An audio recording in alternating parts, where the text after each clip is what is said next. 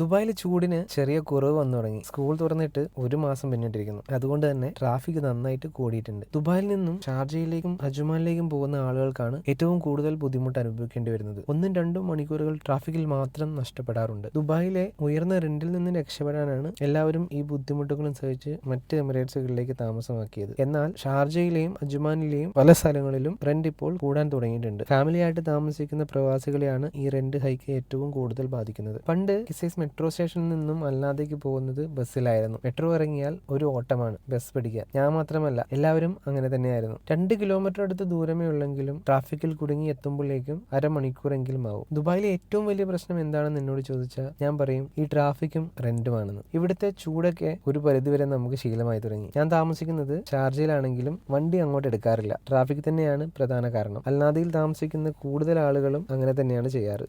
അപ്പോൾ അത്രയേ ഉള്ളൂ ഇന്നത്തെ വിശേഷങ്ങൾ. മറ്റൊരു വീഡിയോയിൽ കാണുന്നവരേക്കും ബൈ.